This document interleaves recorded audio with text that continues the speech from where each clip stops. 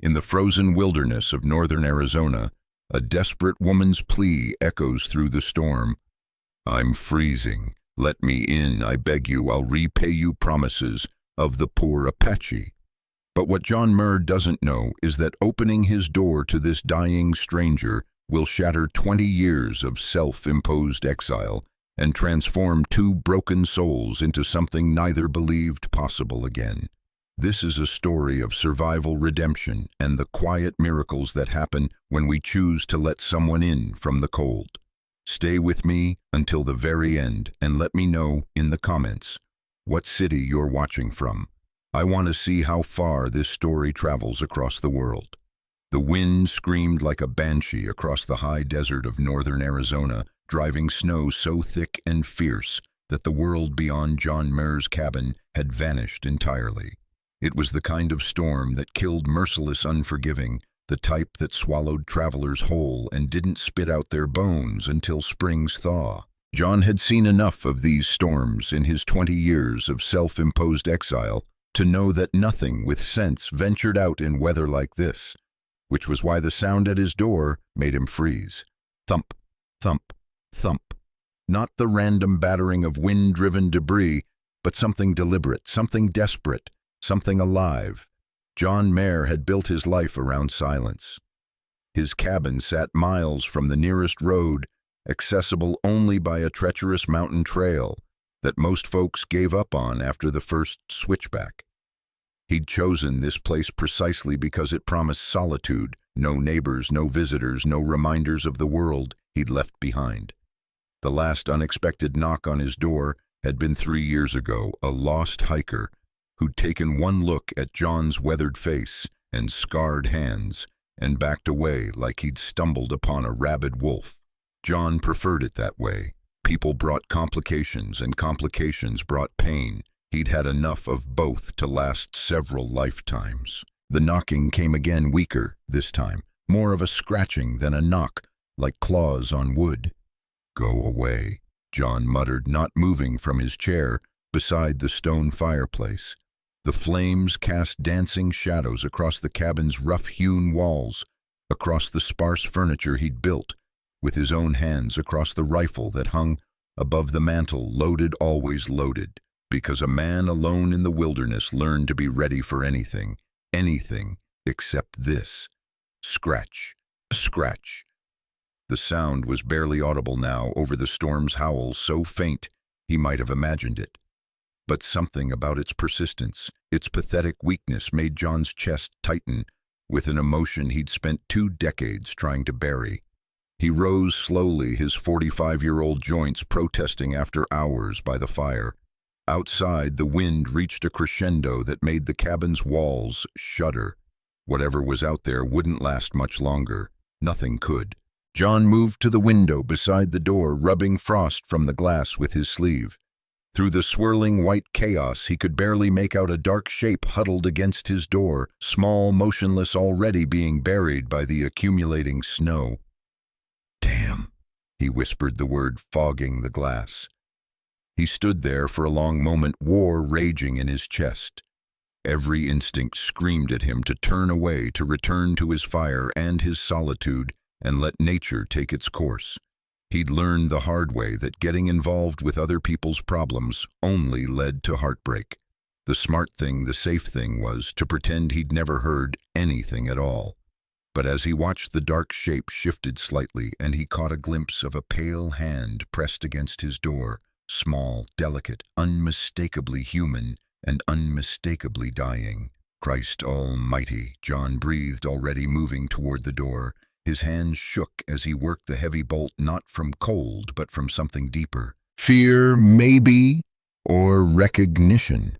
The understanding that he was about to shatter 20 years of careful isolation with a single choice.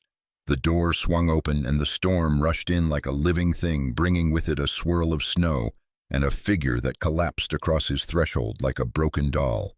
She was Apache, that much was clear, even through the ice crystals coating her face and the hypothermia that had turned her lips blue. Her long black hair was frozen in thick ropes, and her clothes were little more than rags that provided no protection against the killing cold. She couldn't have been out there long. No one survived long in a storm like this, but long enough to be most of the way to dead.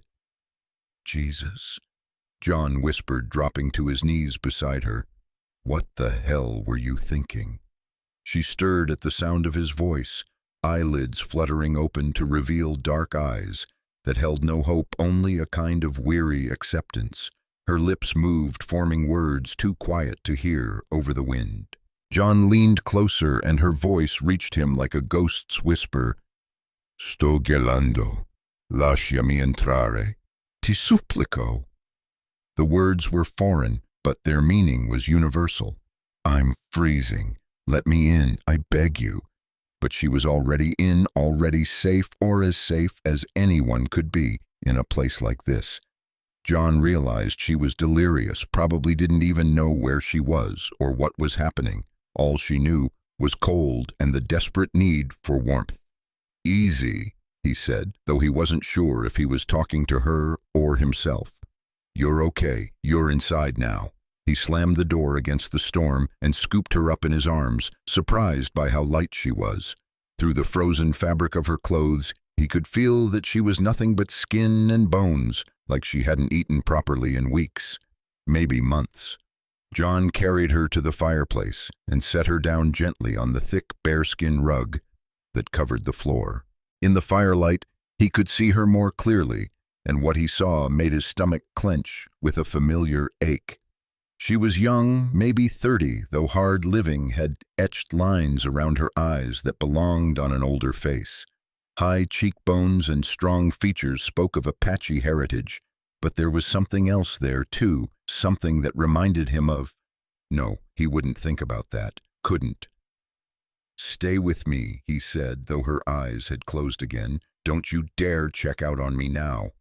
John had learned basic first aid during his years in the army, before everything went wrong, before he'd fled to this mountain to hide from the world and himself. Hypothermia was a killer, but it was a slow one if you knew what you were doing. The key was warming her gradually too fast, and her heart could stop from the shock. He stripped away her frozen clothes with clinical efficiency, trying not to think about how his hands trembled as he worked. Beneath the rags, her body was covered in old scars and fresh bruises, telling a story he didn't want to read. Someone had hurt her, recently and repeatedly. John wrapped her in his warmest blankets and pulled her closer to the fire, then went to work building up the flames. The cabin filled with heat and light, driving back the shadows that seemed to press in from every corner. Outside, the storm continued its assault, but inside, for the first time in years, John wasn't alone. He heated water on the stove and brought it back in a bowl along with clean cloths. Gently, he began cleaning the ice from her face and hair, working in careful strokes that wouldn't damage her frostbitten skin. As he worked, she stirred again, mumbling words in what he thought might be Apache mixed with English. Cold. She whispered the word, barely audible. So cold. I know, John said quietly, but you're warming up. You're going to be okay. He wasn't sure if that was true, but it seemed like the right thing to say. She needed hope as much as she needed warmth. As the ice melted away, John found himself looking at a face that was striking in its strength and vulnerability. Even unconscious, even half dead from exposure, there was something fierce about her, something that spoke of a will to survive that matched his own. She wasn't just another lost traveler who'd made a stupid mistake. This woman had been running from something, and whatever it was had been bad enough to make her risk death in a blizzard rather than face it. What's your name? He asked, not expecting an answer, but her eyes opened, really opened, this time focusing on his face with an intensity that made him want to look away. Tala, she whispered the word, emerging like a prayer. My name is Tala. I'm John, he said, though he wasn't sure why it mattered. John Merr, you're in my cabin about 15 miles north of Flagstaff. You're safe. Something flickered in her eyes, surprise maybe, or disbelief, like the concept of safety was foreign to her. She started, then stopped, confusion clouding her features. I was walking, running, The snow came so fast. Don't worry about that now, John said. Just focus on getting warm. But even as he said it, he was wondering how she'd gotten this far into the mountains. The nearest road was miles away, and the trail to his cabin was treacherous even in good weather. For her to have made it this far in a blizzard, she would have had to have been incredibly lucky or incredibly desperate. Looking at the fear that lurked behind her eyes, John suspected it was the latter. Over the next few hours, he watched over her as she drifted in and out of consciousness. He fed the fire, checked her pulse, and gradually warmed her extremities to prevent frostbite. It was delicate work that required patience and attention, qualities he'd had plenty of time to develop during his years of solitude. But it was the other part that worried him, the part where he found himself actually caring whether she lived or died. John had spent 20 years teaching himself not to care about anyone or anything. It was safer that way. Caring led to hope, and hope led to disappointment, and disappointment led to the kind of pain that could break a man in half. He'd learned that lesson the hard way, and he'd sworn never to forget it. Yet here he was, watching this stranger's face in the firelight and feeling something stir in his chest that he'd thought was long dead. Around midnight, Tala's fever broke, and she woke fully for the first time since arriving. John was dozing in his chair when her voice cut through the silence. "You should have left me outside." He opened his eyes to find her watching him, her dark gaze steady and unafraid. The blankets were pulled up to her chin, but her arms were free, and he could see that she was testing her movement, assessing her condition with the careful attention of someone who'd been hurt before. "Probably," John agreed. "Why didn't you stay wherever you came from?" A bitter smile touched her lips. "Because there was nowhere to stay. Everyone's got somewhere, family, friends, somebody who gives a damn." "Not everyone," Tala said quietly. "Not me." There was something in her voice, a finality that John recognized because he'd heard it in his own, the sound of someone who'd been cut loose from everything that once anchored them to the world. "What happened to you?" he asked, though he wasn't sure he wanted to know the answer. Tala was quiet for so long that John thought she wasn't going to respond. When she finally spoke, her voice was barely above a whisper. "I was married to a chief, Nahual of the White Mountain Apache. Good man, or so I thought. But when the children never came," she trailed off, staring into the fire. "In my tribe, a woman who cannot bear children is considered cursed. Bad medicine. They tried ceremonies, prayers, offerings to the spirits. Nothing worked." John felt something cold settle in his stomach. "So they cast you out?" "Not immediately. Nahuel protected me for years, said the spirits would bless us in their own time, but his people grew impatient. They whispered that I was the reason the hunting was poor, the reason the rains didn't come. Every problem became my fault." Her hands clenched into fists beneath the blankets. Finally, even Nahuel began to believe them. "Bastard," John muttered. Tala's eyes snapped to his, surprised by the vehemence in his voice. "You don't know him." "I know enough. Man who'd turn his back on his wife because of gossip and superstition isn't worth the air he breathes." Something shifted in Tala's expression, a crack in the carefully controlled mask she wore. "You speak like someone who's been betrayed." John looked away. "We all have our stories. What's yours?" The question hung in the air between them like smoke from the fire. John hadn't talked about Sarah and Michael in 20 years, hadn't even said their names aloud. The memories were locked away in a part of himself he'd sworn never to open again. But something about this woman, this broken, fierce survivor who'd stumbled into his sanctuary, made him want to break his own rules. "My wife and son," he said finally. "Sarah and Michael, lost them in a fire 22 years ago. I'm sorry. I was supposed to be home that night, had a poker game with some buddies instead, thought Sarah and Michael would be fine on their own for a few hours." John's voice was steady, emotionless, the way he'd learned to tell the story during the first terrible months after. "House burned down while I was gone. Electrical fire, they said. Started in the walls, spread too fast for them to get out. Tala didn't offer empty platitudes or meaningless comfort, and John was grateful for that. She just listened, her dark eyes reflecting the firelight. Spent the next 2 years drinking myself to death, John continued. When that didn't work fast enough, I came up here. Figured I'd live out whatever time I had left alone, away from everyone and everything that reminded me of what I'd lost. And has it helped the isolation? John considered the question. It's kept me alive. That's not the same thing as living. The words hit him harder than they should have, probably because they were true. For 20 years, John had been existing, not living, going through the motions of survival without any real purpose or joy. He'd told himself it was penance that he deserved the emptiness after failing the 2 people who'd mattered most. But now, looking at this woman who'd been cast out by her own people and left to die in the snow, John wondered if he'd been punishing himself for the wrong crime. Maybe the real sin wasn't failing to save Sarah and Michael. Maybe it was wasting the life they'd have wanted him to live. Why did you really come up here? Tala asked. In this storm, I mean. You had to know it was suicide. Tala was quiet for a long moment, and when she spoke, her voice carried a weight that made John's chest ache. Because I was tired, she said simply.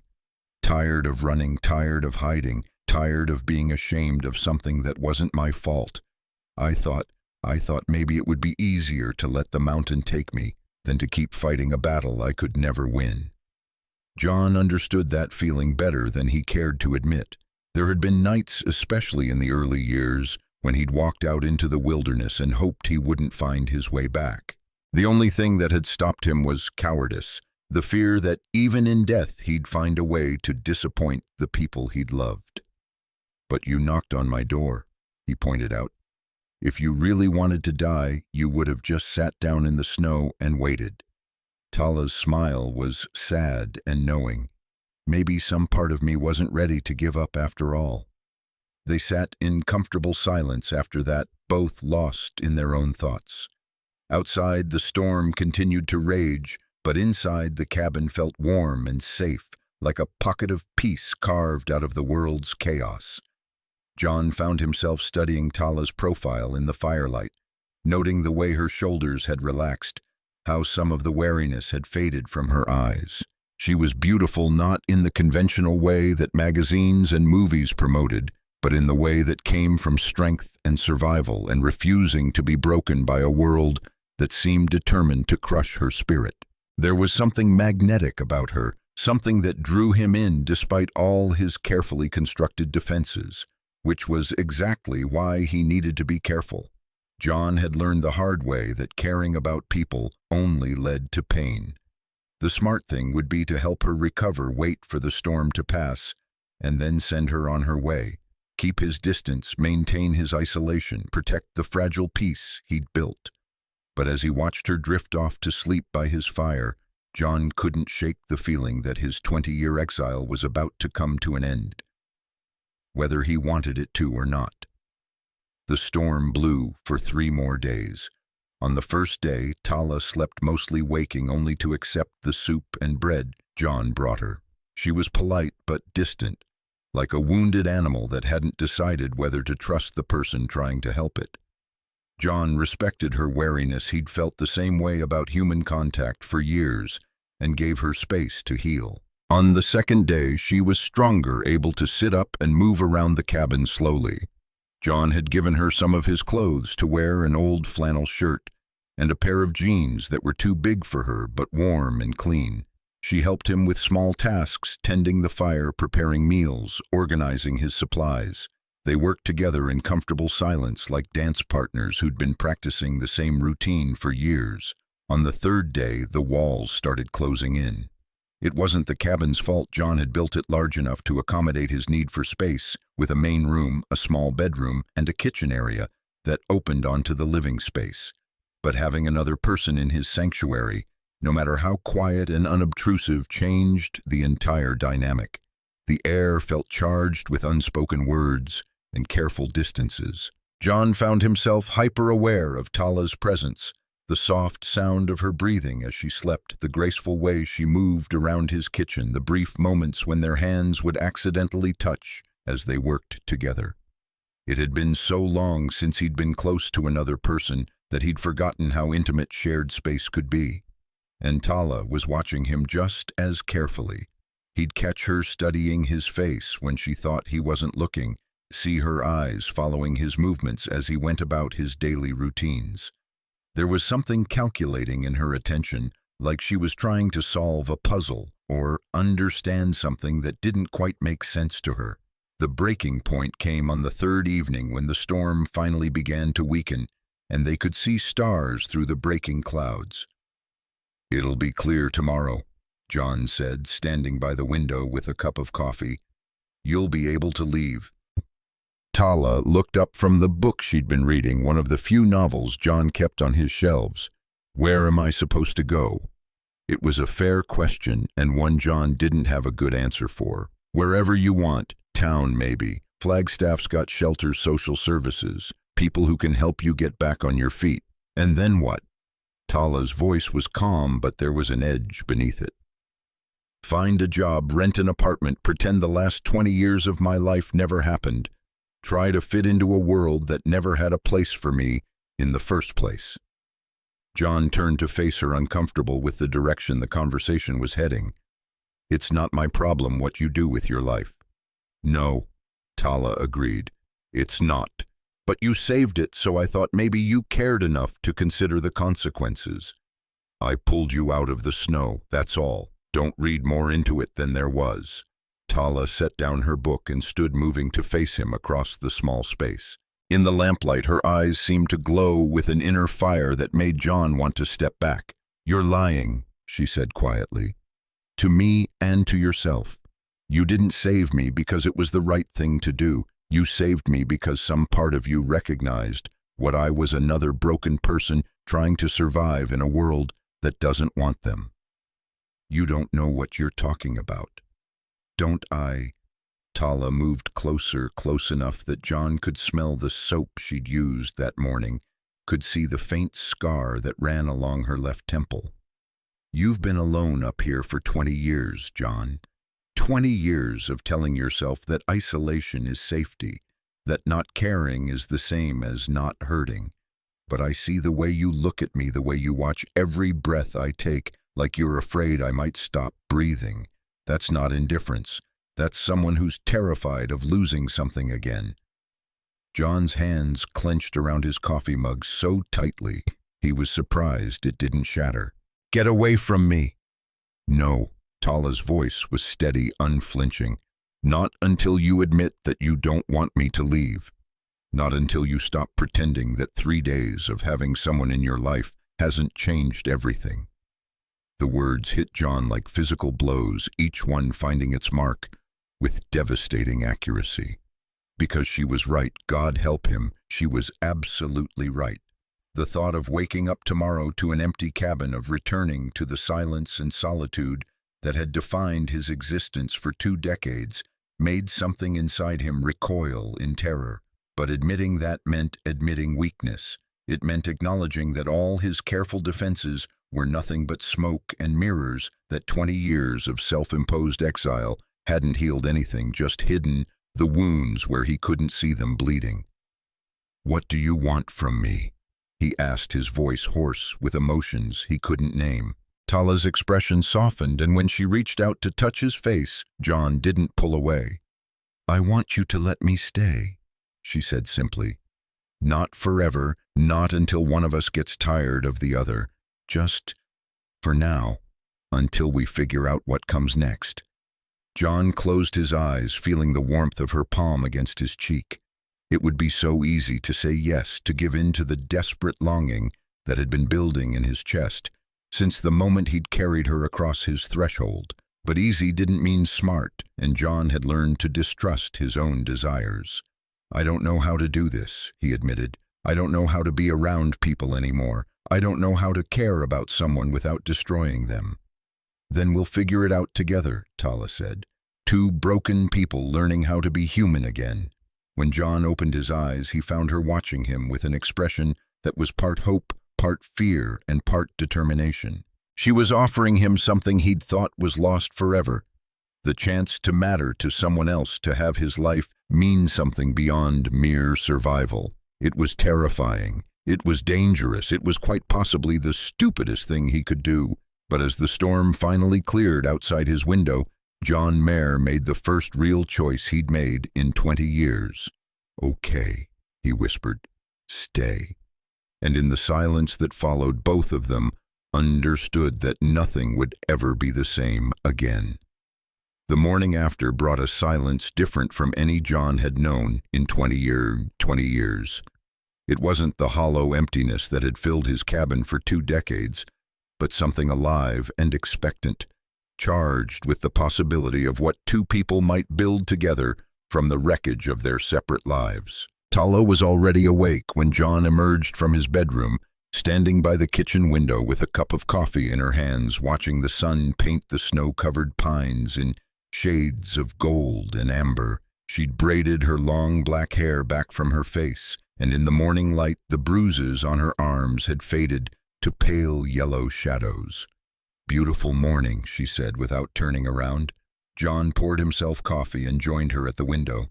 Outside, the world looked clean and new, as if the storm had washed away more than just the previous day's tracks. "Yeah, it is." They stood together in comfortable quiet, and John found himself marveling at how natural this felt. Sharing the morning, sharing the silence, sharing the simple pleasure of being alive to see another day. It was a luxury he'd forgotten existed. "I want to earn my keep," Tala said eventually. "I won't be dead weight." John glanced at her profile, noting the determined set of her jaw. "You don't owe me anything." "I owe myself something. Self-respect, maybe. Purpose." She turned to face him, her dark eyes serious. "I haven't been useful to anyone in a very long time, John. I need to feel like I matter again." He understood that need better than most. For 20 years, his only purpose had been survival, keeping the fire burning, the roof intact, the wolves at bay. It was enough to sustain life, but not enough to make life worth living. Maybe that was what had been missing all along, the sense that his existence made a difference to someone other than himself. "Can you cook?" he asked. A small smile tugged at the corner of Tala's mouth. "I can learn. Can you teach? I can try." And so began the strangest and most delicate negotiation of John's adult life. Over the following days, they mapped out the boundaries of their unlikely partnership with careful precision. Tala took over the cooking duties, transforming John's simple fare of canned goods and preserved meat into meals that actually had flavor and character. John taught her about the cabin's systems, the solar panels that provided electricity, the wood stove that heated the water, the generator that kicked in during cloudy spells. They worked together on the daily maintenance that kept the cabin livable, splitting firewood, checking the roof for damage from the storm inventory of their supplies. Tala proved to be a quick learner and a tireless worker, attacking each task with the focused intensity of someone determined to prove their worth. But it was the quiet moments between the work that revealed the depth of what was growing between them. The way Tala would pause in her tasks to watch John repair a piece of equipment, her eyes following the competent movement of his hands.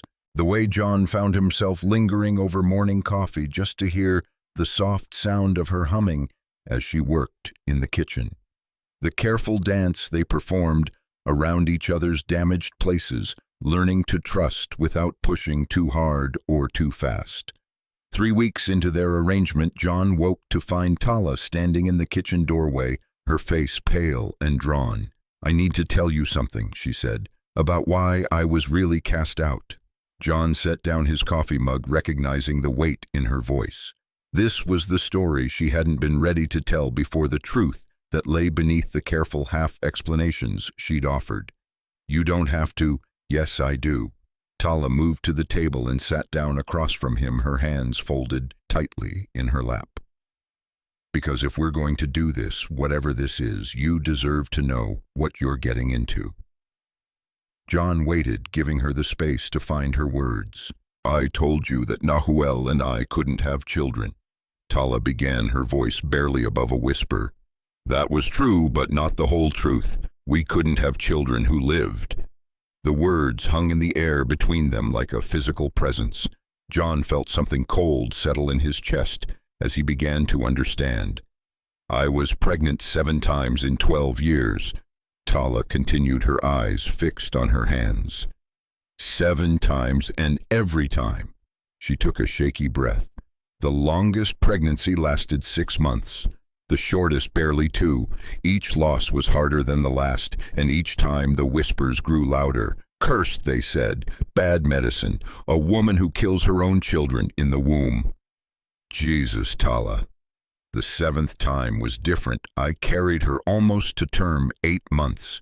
We could feel her moving, kicking. Nahuel would put his hand on my belly and talk to her, tell her stories about the warriors she came from, the strong women who would teach her to be fierce and proud. Tala's voice cracked, but she forced herself to continue. We named her Ayana. It means eternal blossom in our language. John reached across the table without thinking, covering her clenched hands with his own. Tala's fingers were ice cold and trembling. She died 3 days before she was supposed to be born. Just stopped moving. The medicine man said the spirits had rejected her, that my womb was poisoned ground where nothing good could grow. But I knew better. Tala's eyes finally met John's, and he saw a rage there that could have melted steel. I knew what had really killed her. What? Fear, shame, the constant stress of being blamed for something I couldn't control, the weight of an entire community's disappointment pressing down on me every day for 12 years. Tala pulled her hands free and stood abruptly pacing to the window. When Ayana died, something in me died too. I stopped eating, stopped talking, stopped caring whether I lived or died. Nahuel tried to help, but I could see it in his eyes, relief that the ordeal was finally over, that he could find a new wife who would give him the sons he needed to secure his legacy. So he cast you out. Not directly. He's too much of a politician for that. He simply stopped protecting me from the others' anger. When the tribal council voted to exile me, he didn't speak in my defense. When they stripped me of my belongings and my name, he looked the other way. When they told me to leave and never return, he said nothing. Tala's reflection in the window showed a face carved from stone, beautiful and terrible in its controlled fury. John understood now why she'd been willing to walk into a blizzard rather than face another day of that kind of rejection. How long ago? He asked. 6 months. I've been wandering ever since, taking work where I could find it, sleeping wherever would have me, getting thinner and more desperate each day, until I finally accepted that maybe they were right. Maybe I was cursed. Maybe the world would be better off without me in it. John stood and moved to her side, close enough to feel the tension radiating from her body. They were wrong. Were they? Tala turned to face him, her eyes bright with unshed tears. 7 dead children, John. 7 babies who never drew breath because their mother's body was broken. How is that not a curse? Because sometimes terrible things happen for no reason at all, John said quietly. Sometimes people die, and it's nobody's fault, and there's no cosmic justice or divine punishment behind it. Sometimes life is just cruel and random and unfair, and the only curse is believing that you deserve the pain.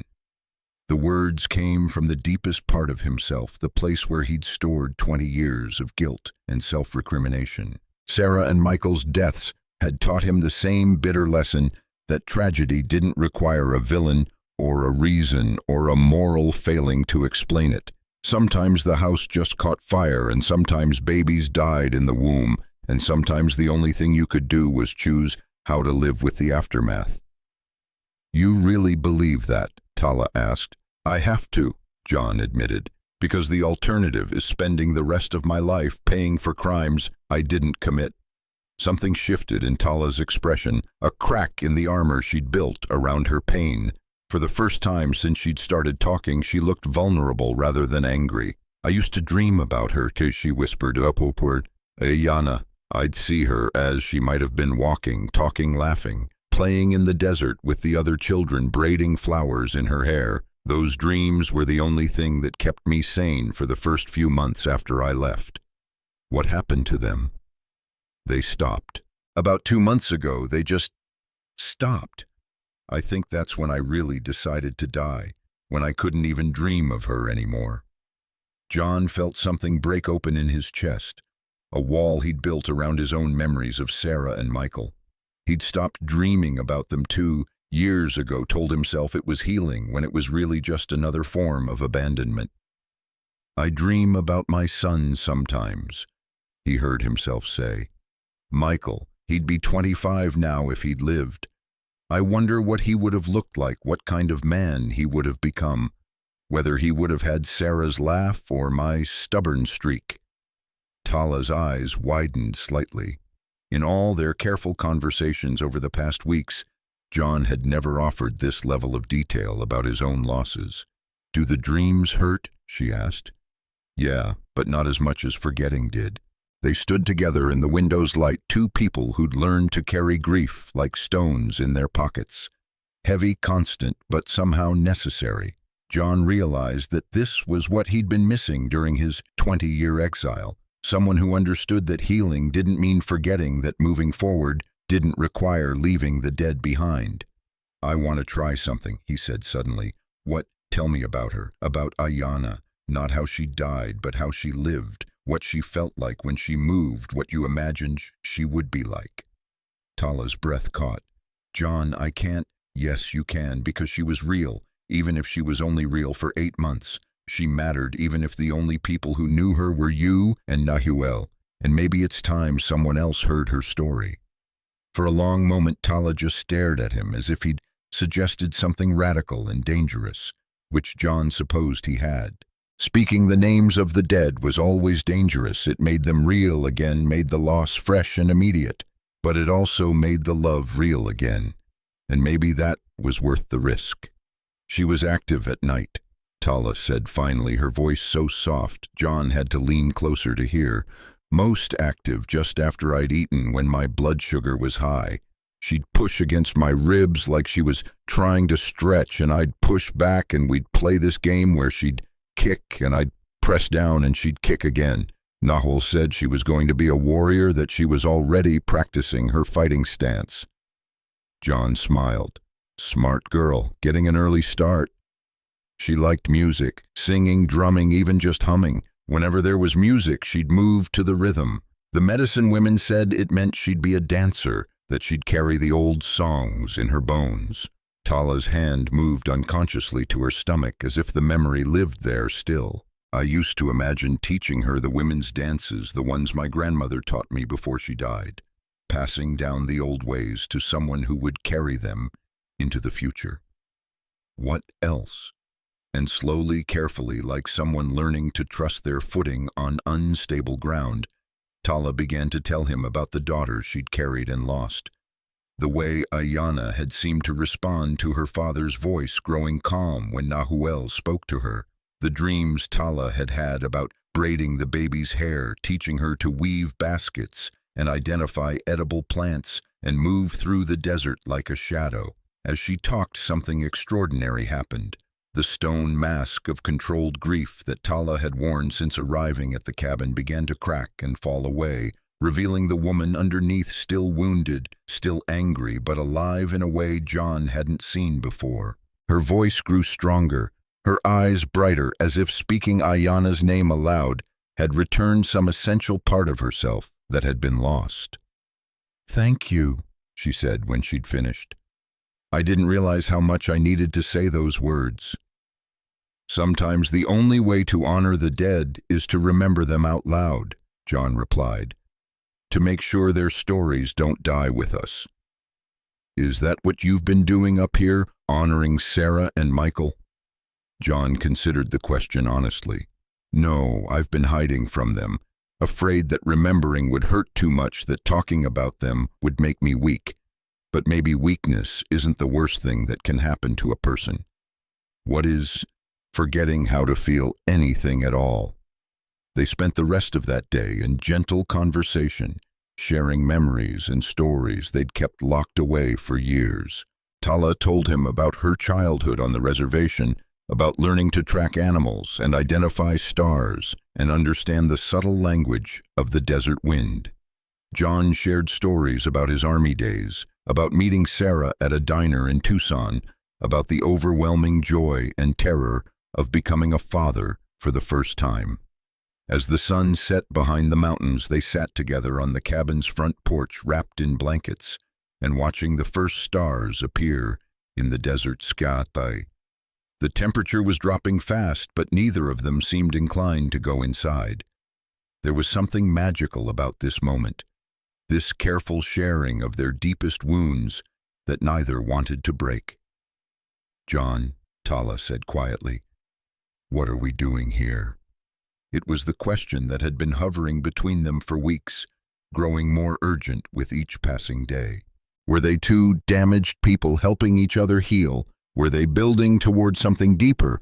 Were they just postponing the inevitable moment when one of them would leave? "I don't know," John admitted, "but I know I'm not ready for it to end." "Neither am I." Tala shifted closer to him on the porch swing, close enough that he could feel the warmth of her body through the blankets. When she leaned against his shoulder, John felt something settle inside him, a sense of rightness he hadn't experienced in 20 years. "We don't have to figure it all out tonight," she said. "We just have to choose to wake up tomorrow and see what happens next." "I can do that." "Good, because I think tomorrow I'm going to start teaching you to cook properly. Your coffee is terrible, and don't get me started on what you call stew." John laughed, actually laughed for the first time in longer than he could remember. "My cooking's kept me alive for 20 years. Survival isn't the same as living. Remember, you told me that yourself." As they sat together under the vast Arizona sky, John reflected on how much had changed since that night 3 weeks ago when he'd opened his door to a dying stranger. He'd thought he was saving Tala's life, but maybe she'd been saving his all along. Maybe they'd been saving each other from the first moment their eyes met. The future stretched ahead of them, uncertain and full of potential danger. There were no guarantees that what they were building would last, no promises that their damaged hearts could learn to love again without destroying themselves or each other. But for the first time in 20 years, John found himself looking forward to tomorrow instead of just enduring it. And maybe that was enough.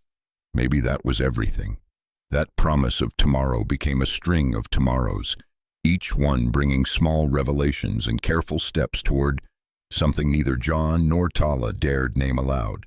Spring arrived gradually in the high desert, marked not by dramatic changes but by subtle shifts. The snow retreating inch by inch from the cabin's foundation, the pine trees releasing their winter grip to show hints of new green, the quality of light growing softer and more golden with each passing week. The cooking lessons became a daily ritual that encompassed far more than food preparation. Standing side by side at the kitchen counter, John learned that Tala's hands moved with an artist's precision, whether she was dicing onions or braiding her hair.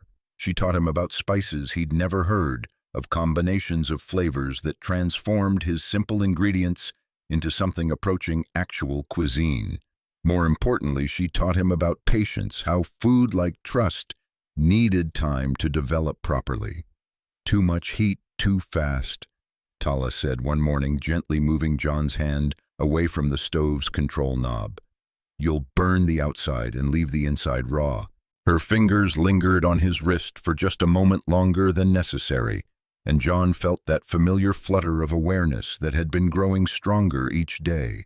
They were dancing around something electric and dangerous, both of them acutely conscious of the other's presence, but neither willing to be the first to acknowledge what was happening between them. "Seems like a metaphor," John said, his voice rougher than he'd intended.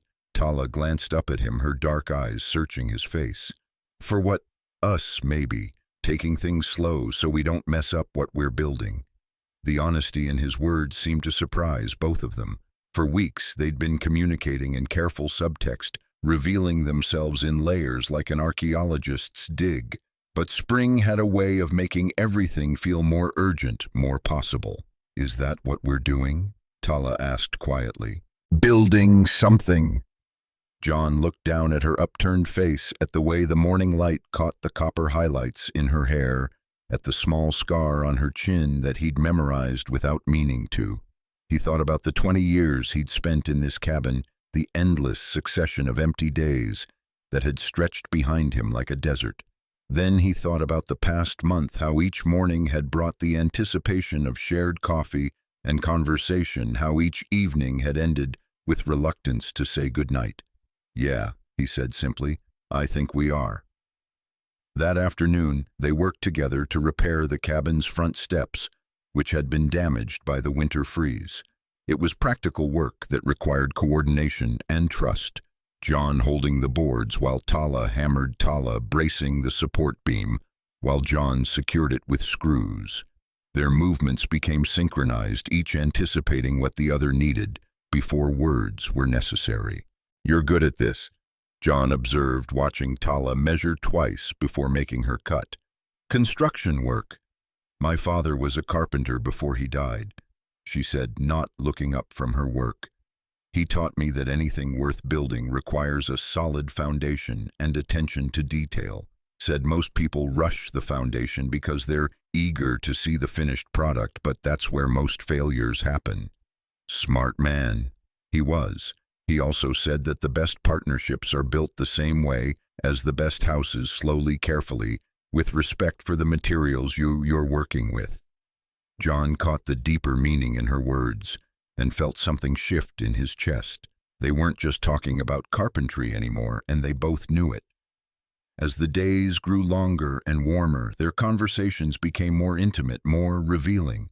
Tala told him about her dreams, not the painful ones about Ayana, but the secret hopes she'd harbored before life taught her to stop hoping. She'd wanted to be a teacher, to work with children on the reservation and help them navigate between the old ways and the modern world.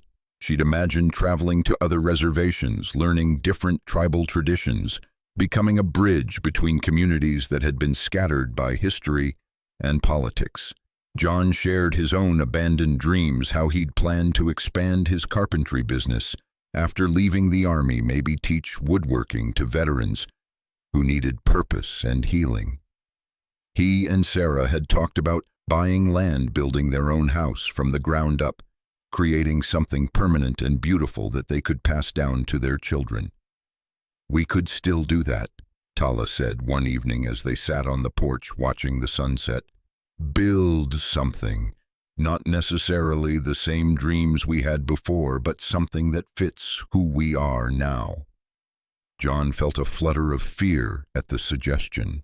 Dreams were dangerous things. They required hope, and hope made you vulnerable to disappointment.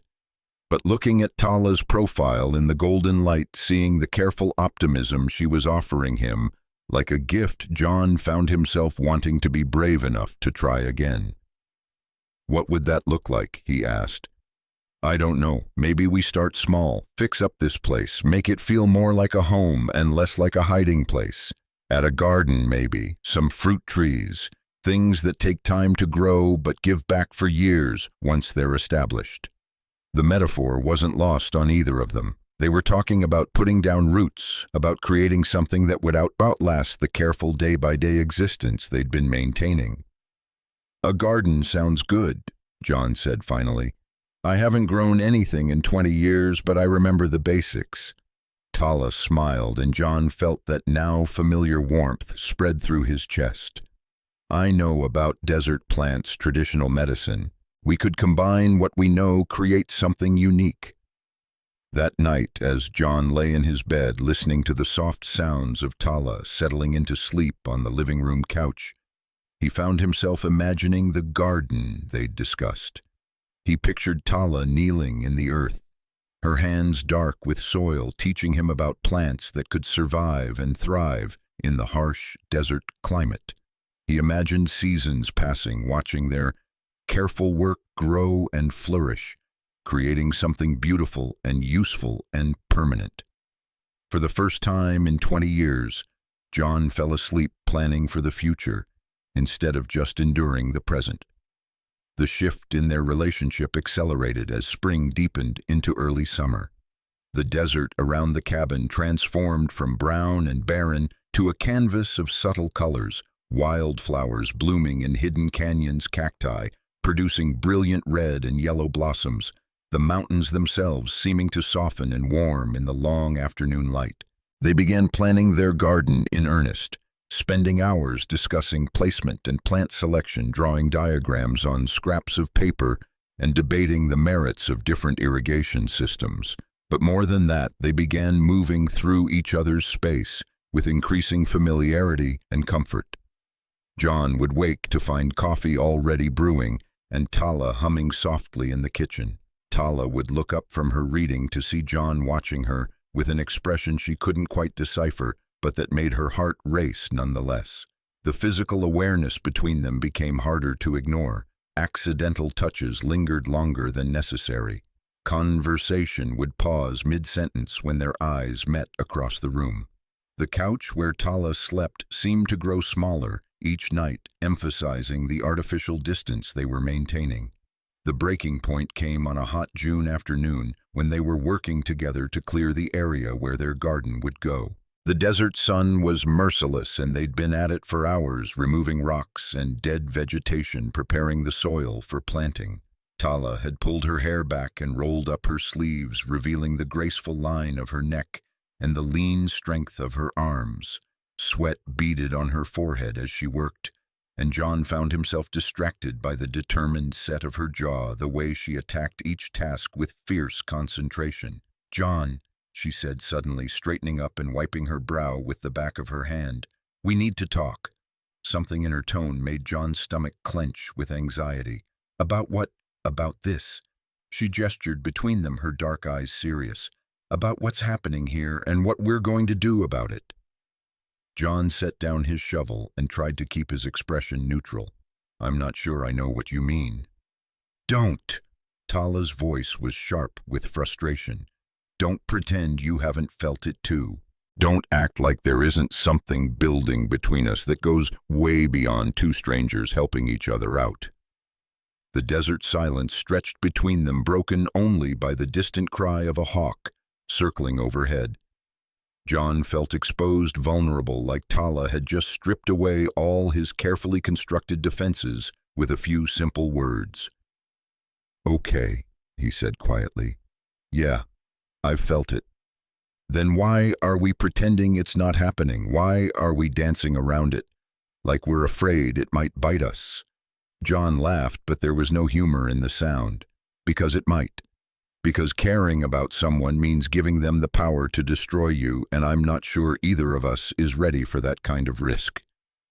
Tala moved closer, close enough that he could see the flecks of gold in her dark eyes, could smell the faint scent of sage that seemed to cling to her skin. "What if we're not?" she asked. "What if we're never ready? Never completely healed, never perfectly safe? Are we supposed to spend the rest of our lives keeping each other at arm's length because love might hurt?" The word hung in the air between them like a challenge. Love, neither of them had said it before, but there it was, naked and undeniable. "Is that what this is?" John asked, his voice barely above a whisper. "Love? I don't know," Tala admitted. "But I know that when I wake up in the morning, the first thing I want to see is your face. I know that when you smile, really smile, not that careful half-smile you use to keep people at a distance, something inside me lights up like a firecracker. I know that the thought of leaving this place, leaving you, makes me feel like I'm drowning." John felt something crack open in his chest, something he'd kept locked away for so long he'd forgotten it existed. The capacity to hope. The willingness to risk everything for the chance at something real and lasting and beautiful. "I'm scared," he said honestly. "So am I. Terrified, actually. But I'm more scared of wasting what we could have because we're too afraid to try." John looked into Tala's eyes and saw his own fears reflected there, along with something else, courage. The kind of courage it took to love someone when you'd already lost everything once. the kind of courage that chose hope over safety, possibility over protection. Without words, without conscious decision, John stepped forward and cupped Tala's face in his hands. Her skin was warm and slightly damp from the desert heat, soft beneath his calloused palms.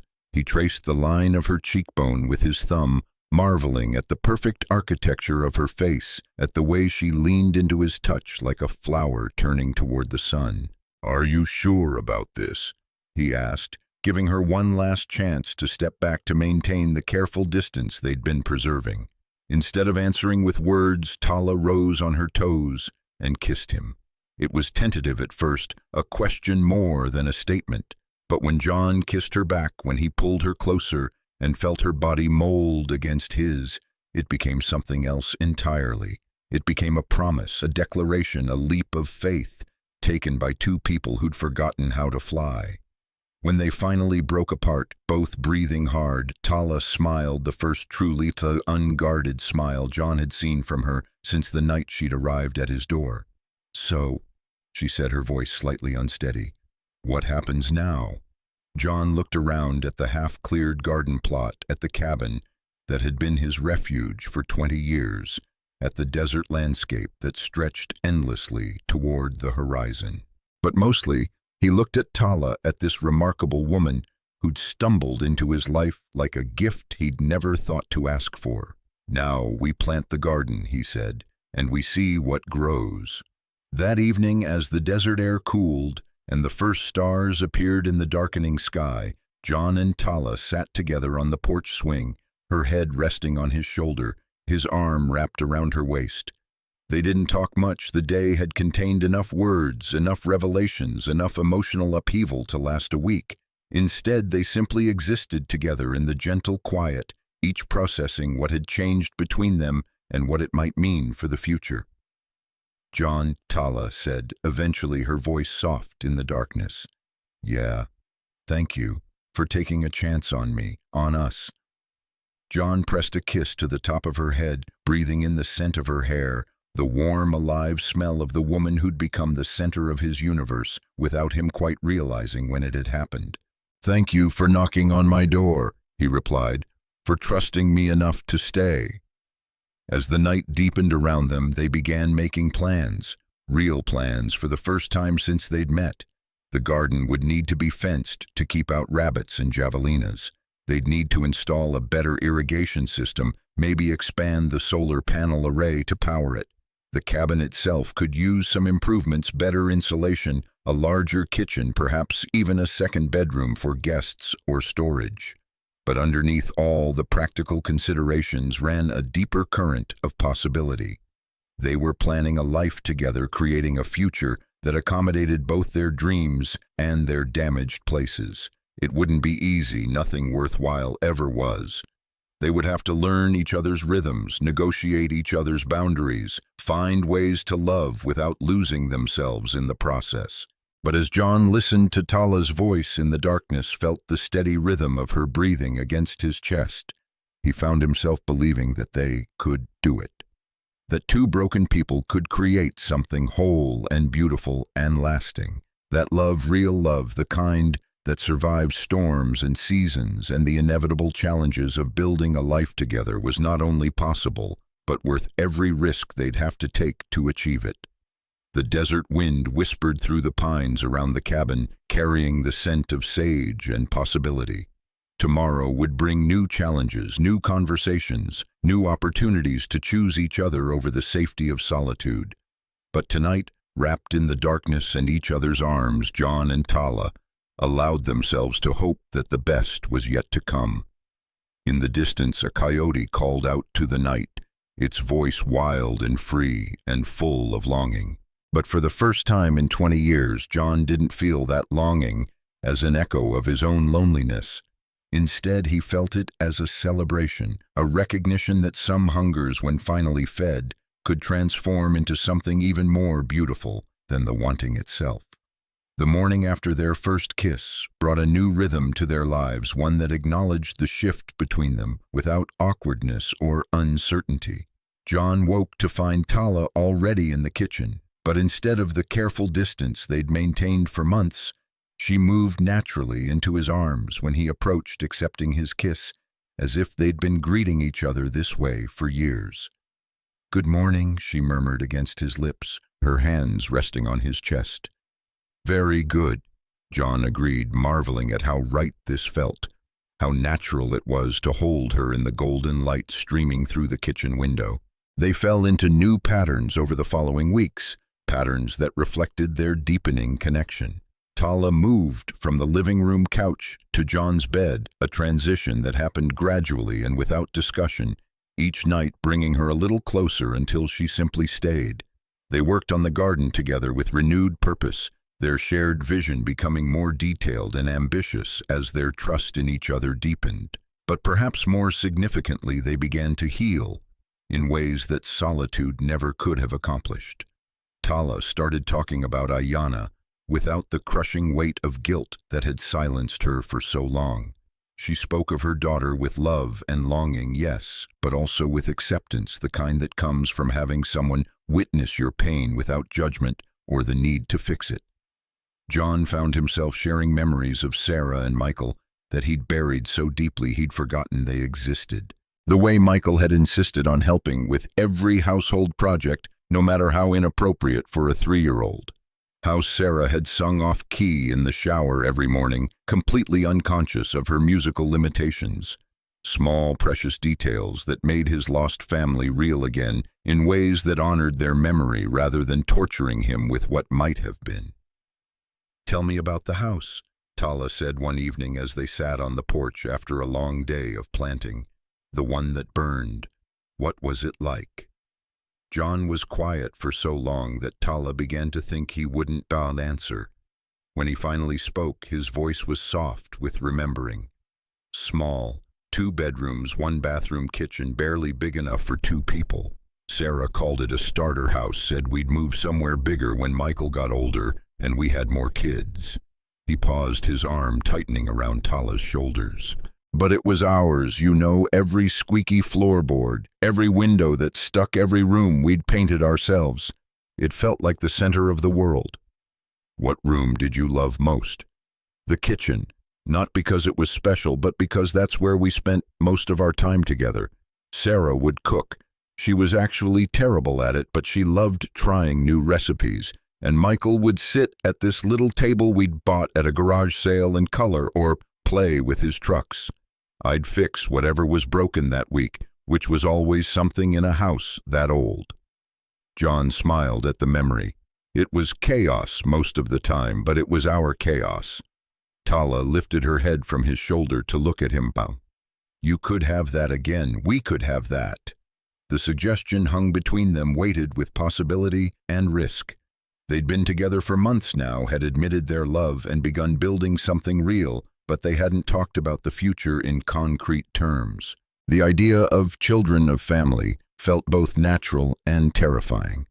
"I'm 45 years old, Tala, and you," John struggled to find the right words, "after everything you've been through, everything you've lost, I can't ask you to risk that kind of heartbreak again." Tala sat up, fully turning to face him in the gathering dusk. "What if you're not asking? What if I'm telling you that it's what I want?" John's heart hammered against his ribs as he searched her face. "Are you sure? Because I won't survive losing another child. I won't survive losing you." "You won't lose me." Tala's voice was steady, certain. "And maybe we won't have children the traditional way. Maybe we'll adopt or foster or find other ways to build a family. But John, I've spent 6 years believing I was broken, that my body was a graveyard where nothing good could grow. I refuse to let fear make that true." Something in her tone reminded John of the woman who'd survived exile and wandering and a near-death walk through a blizzard. Tala wasn't fragile despite her losses. She was steel wrapped in silk, unbreakable, despite being bent. "What are you saying?" "I'm saying that if we want to try, if we want to see if my body can carry a child to term, when it's not weighed down by stress and shame and a community that sees me as cursed, then we should try." And if it doesn't happen, we'll figure out another way to build the family we both want." John cupped her face in his hands, studying the determined set of her jaw, the quiet courage in her dark eyes. "You're sure about this? About us? About taking that kind of risk?" "I've never been more sure of anything in my life." That night they made love with an intentionality that was both tender and fierce, both celebration and promise. Afterward, as they lay tangled together in the darkness, John felt something he'd thought was gone forever, hope for a future that included more than just survival. The garden flourished under their combined care, becoming a living testament to what two people could create when they pooled their knowledge and commitment. Tala's traditional plants, sage, lavender, and various medicinal herbs grew alongside John's vegetables, in harmony that seemed to mirror their relationship. By midsummer, they were eating tomatoes and peppers they'd grown themselves, brewing tea from herbs Tala had carefully tended, living off the land in a way that felt both practical and deeply spiritual. "My grandmother would have loved this," Tala said one morning as she harvested chamomile flowers for drying. "She always said that a woman who could grow her own medicine was never truly helpless." Sounds like a wise woman. She was. She's the one who taught me about plants, about reading the land and understanding what it needs to thrive. I wish she could have met you. John looked up from where he was checking the tomato plants for pests. "Tell me about her." Tala settled back on her heels, her hands still full of flowers. "Her name was Ayana. Yes, the same name I gave my daughter. She raised me after my parents died in a car accident when I was 8. Grandmother Ayana was probably 90 when she passed, though she claimed not to remember her exact age. Said numbers weren't as important as seasons, and she'd seen enough seasons to know her time on Earth was complete." "She sounds remarkable." She was. Tiny woman barely came up to my shoulder, but she could stare down a mountain lion if she needed to. She'd survived the boarding school's forced relocation, the loss of almost everything our people held sacred, but she never let them break her spirit. John heard the pride and love in Tala's voice, but also something deeper, a recognition of strength that had been passed down through generations of women who'd refused to be broken by circumstances beyond their control. "She would have liked you," Tala continued. "She always said the best men were the ones who'd been broken and put themselves back together because they understood that strength isn't about never falling down, it's about getting back up. I'm not sure I've put myself back together yet. You have, though. Maybe not the same way you were before, but into something new, something that could love me, scars and all." As summer deepened toward autumn, their relationship continued to evolve and strengthen. They developed routines and rituals that belonged only to them. Morning coffee on the porch while watching the desert wake up, evening walks through the garden to check on their plants, late-night conversations that ranged from practical planning to philosophical musings about life and loss and the courage required to start over. But it was the small intimacies that meant the most to John. The way Tala would absently braid his hair while they watched the sunset. How she'd hum traditional songs while she worked, filling the cabin with melodies that seemed to make the very air more peaceful. The trust implicit in her presence beside him each night. The way she'd curl against his chest as if his heartbeat was the most comforting sound in the world. "I never thought I'd feel safe again," she told him one night as they lay in bed listening to coyotes sing in the distance. "Not just physically safe, but emotionally, safe enough to love someone without reservation." "What changed? You did. The way you listen without trying to fix everything. The way you let me grieve for Ayana without telling me to move on or look on the bright side. The way you see my scars and don't try to pretend they don't exist." Tala's fingers traced patterns on John's chest as she spoke. "You make space for all of me, the broken parts and the whole parts and everything in between." John felt emotion tighten his throat. "You do the same for me." "Good, because I plan to keep doing it for a very long time." In September, Tala missed her period. She didn't mention it immediately, not wanting to create hope or anxiety over what might be a meaningless irregularity. Her body had been through so much trauma over the years that missed periods weren't unusual. But when 2 weeks passed and her breasts began to feel tender, when the smell of coffee started making her nauseous in the mornings, she began to wonder if the impossible might be happening. She waited another week before saying anything to John, using the time to observe her body's signals and convince herself she wasn't imagining symptoms that weren't there. But when she woke one morning and barely made it to the bathroom before vomiting, she knew she couldn't keep the possibility to herself any longer.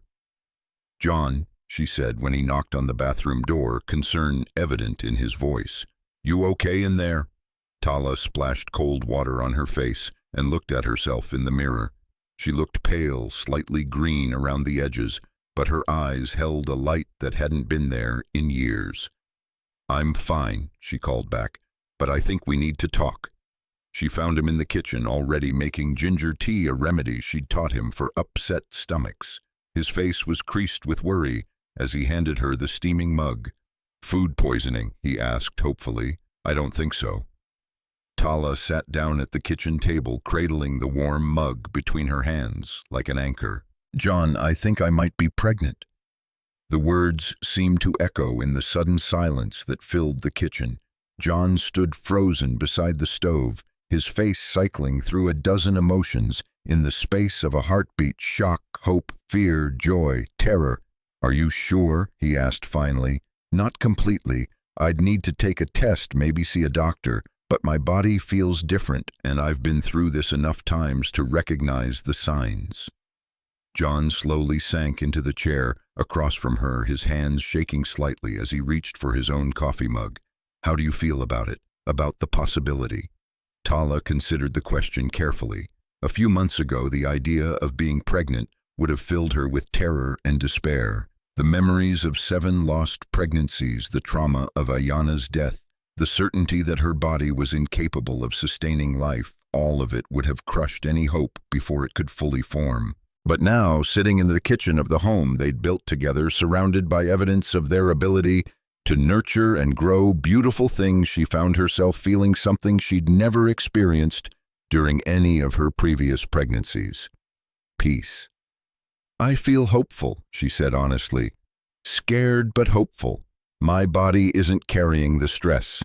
It was before: the shame, the community pressure, the constant fear of disappointing everyone around me. Maybe that will make a difference. And if it doesn't, if we lose this baby too." Tala reached across the table and took John's hand in hers. "Then we'll grieve together and we'll heal together and we'll figure out what comes next. But John, I can't live my life afraid of loss. I won't let fear rob me of the chance to love this child, even if I can only love them for a few months." John's eyes filled with tears, the first time Tala had seen him cry since the night she'd told him about Ayana. "I love you," he said simply. "Whatever happens, I love you. I love you too. And I love this baby, if there is a baby. I love the possibility of them, the hope of them. That has to be enough for now." The trip to town for a pregnancy test felt like a pilgrimage of sorts. Neither John nor Tala had left the mountain in months, and the descent into civilization was jarring after so much time in the desert's peaceful isolation. But they held hands as they walked through the drugstore, as they chose the most reliable-looking test, as they made the journey back up the mountain with their future balanced on the edge of a plastic stick. Tala took the test alone, wanting a moment to process the results before sharing them with John. She sat on the bathroom floor for the required 3 minutes, watching the little window and feeling her heart hammer against her ribs with anticipation and terror. When the second line appeared faint but unmistakable, Tala felt something break open in her chest. Not the crushing weight of previous disappointments, but a flood of pure, uncomplicated joy. She was pregnant. After 6 years of believing her body was broken beyond repair, after losing hope of ever carrying a child to term, she was pregnant in a place of love and safety and peace. "John," she called, her voice thick with tears. He appeared in the doorway instantly, his face tense with anxiety. What does it say? Instead of answering with words, Tala held up the test, letting him see the two pink lines that changed everything. John's knees buckled and he sank to the bathroom floor beside her, pulling her into his arms with a fierce desperation that spoke of 20 years of believing he'd never have this chance again. "We're having a baby," he whispered against her hair. "We're having a baby." Tala agreed, and for the first time in her life, those words carried no fear, only wonder. They spent the rest of the day in a kind of stunned celebration, moving through their familiar routines with new awareness of the life growing between them. Everything felt different now. The cabin that had been their sanctuary was becoming a family home. The garden they'd planted together would feed their child. The love they'd built would expand to encompass a new person who would carry both their dreams and their DNA into the future. "What do you want to name them?" John asked that evening as they sat in their garden, watching the first stars appear in the darkening sky. "Let's wait," Tala said, her hand resting on her still flat stomach. "Let's see who they become first. Names should fit the person, not the other way around." "That sounds perfect," John agreed, and Tala heard in his voice the same careful hope she was feeling, the recognition that this pregnancy was precious beyond words, but also fragile beyond their control. They would love this baby with everything they had, but they would also hold that love lightly, ready to adapt if circumstances required it. As autumn painted the desert in shades of gold and red, Tala's pregnancy progressed with a smoothness that felt almost miraculous after her history of loss. The morning sickness was manageable. Her energy remained strong, and most importantly, her body felt different than it ever had during previous pregnancies, relaxed, confident, unafraid. "It's like my body finally trusts me," she told John one morning as he helped her out of bed, his hands gentle on her slightly rounded belly.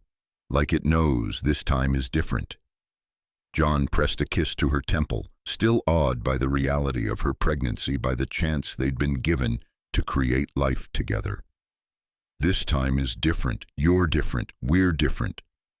And they were. The broken, isolated people who'd found each other in a blizzard had become something new, a family in the truest sense, bound not just by love, but by shared purpose and mutual healing. Whatever came next, they would face it together with the courage that came from knowing they'd already survived the worst and found a way to thrive. The desert wind whispered through the sage around their cabin, carrying the scent of coming winter and the promise of spring beyond. Inside, a new life grew in safety, and love tended by two people who'd learned that the best gifts often came wrapped in the most unexpected packages.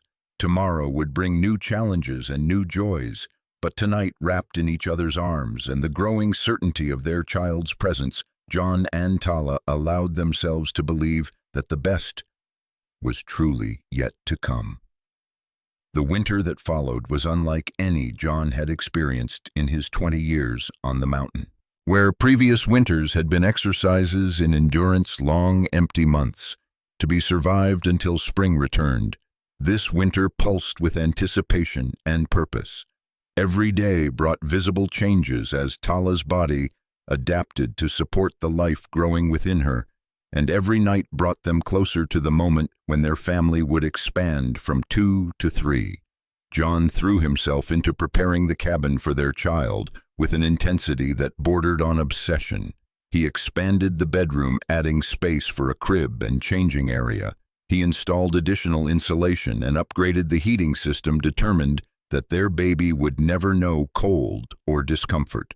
Most importantly, he began crafting furniture by hand, a rocking chair carved from pine, a cradle built with joints so precise it would last for generations, tiny shelves to hold books and toys that existed only in his imagination, but felt as real as anything he'd ever touched.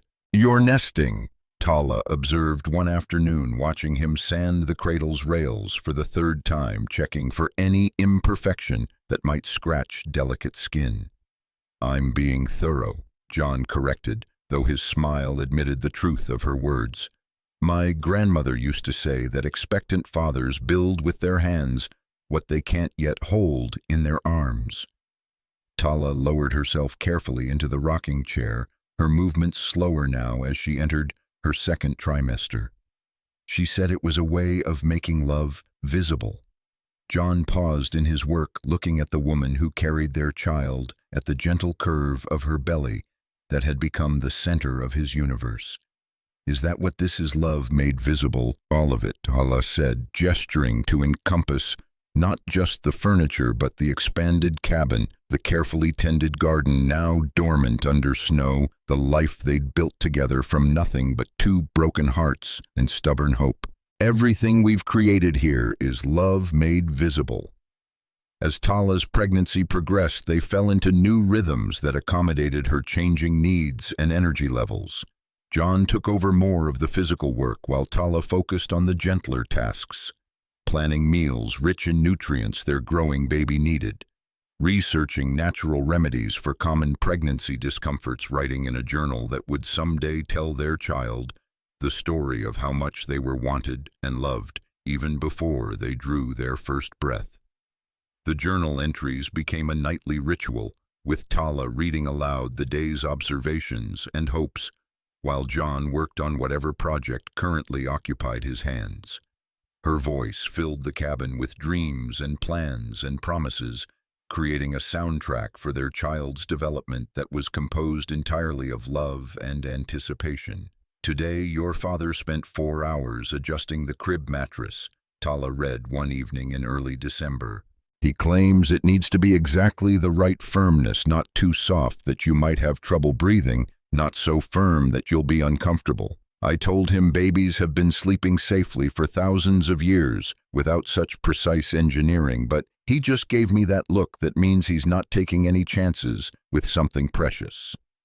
John glanced up from where he was oiling the wooden toys he'd carved, simple shapes designed to be safe for small hands and mouths. You make me sound obsessive. You are obsessive. It's one of the things I love about you. Tala's hand rested on her rounded belly, fingers tracing patterns that seemed to calm both her and the baby, who had begun responding to touch with gentle movements. Our child is going to grow up knowing that they're cherished beyond measure. That's not obsession, that's devotion. The distinction mattered to John more than he could express. For 20 years, he'd lived with the crushing weight of failure, the knowledge that he'd been absent when his first family needed him most. But this time would be different. This time he would be present for every moment, would anticipate every need, would create a sanctuary so complete and secure that nothing harmful could penetrate it. In January, when Tala was 5 months pregnant, they made their first trip to town for a doctor's appointment. The journey down the mountain felt momentous, like emerging from a cocoon they'd spun around themselves and their growing family. Tala had been hesitant about medical care, remembering how the constant monitoring and interventions during her previous pregnancies had increased rather than reduced her anxiety. But John had gently insisted, and she'd agreed, trusting his judgment and her own intuition that this pregnancy was different enough to warrant different choices. Dr. Sarah Martinez was a kind woman in her 50s who immediately put Tala at ease with her combination of professional competence and genuine warmth. She listened carefully to Tala's history, asked thoughtful questions about her current symptoms and concerns, and conducted the examination with a gentleness that acknowledged the trauma underlying Tala's medical fears. "Everything looks perfect," Dr. Martinez announced after reviewing the ultrasound images. "Strong heartbeat, good growth measurements, excellent positioning. Your blood pressure is ideal, your weight gain is right on track, and all your lab results are normal." John felt something tight in his chest finally begin to relax. He'd been carrying anxiety, he hadn't even acknowledged fears rooted in Tala's history of loss and his own experience of how quickly everything could go wrong. "Would you like to know the baby's sex?" Dr. Martinez asked, her eyes twinkling with the special joy that came from delivering good news. John and Tala looked at each other, a silent conversation passing between them. They'd discussed this possibility, but hadn't made a firm decision. "What do you think?" John asked quietly. Tala was quiet for a moment, her eyes fixed on the ultrasound screen, where their baby's profile was clearly visible. A perfect nose, tiny fingers, the unmistakable curve of a human being in miniature. "Yes," she said finally. "I want to know everything about them that we can know." Dr. Martinez smiled and pointed to a specific area on the screen. "Congratulations, you're having a daughter." The words hit John like a physical force, overwhelming in their specificity and promise. A daughter, their daughter. He felt tears spring to his eyes as he looked at Tala, whose face had transformed with wonder and joy, so pure it took his breath away. "A daughter," Tala whispered, her hand moving instinctively to her belly. "Hello, little girl. We've been waiting for you." The drive back up the mountain was filled with a new kind of excitement. The abstract concept of baby now replaced with the concrete reality of daughter. They talked about names with fresh urgency, about the specific dreams they had for a girl child, about the unique challenges and joys of raising a daughter in their isolated mountain sanctuary. "I want to teach her about her heritage," Tala said as they navigated the winding road that led home. "The Apache traditions, the language, the old stories. I want her to know where she comes from, even if she grows up far from the reservation. And I want to teach her practical skills," John added. "How to build things with her hands, how to read the land, how to be self-sufficient and strong. I want her to know she can take care of herself no matter what life throws at her." "She'll be both," Tala said with quiet certainty. "Traditional and modern, rooted and independent. She'll take the best of both our worlds and make something entirely her own."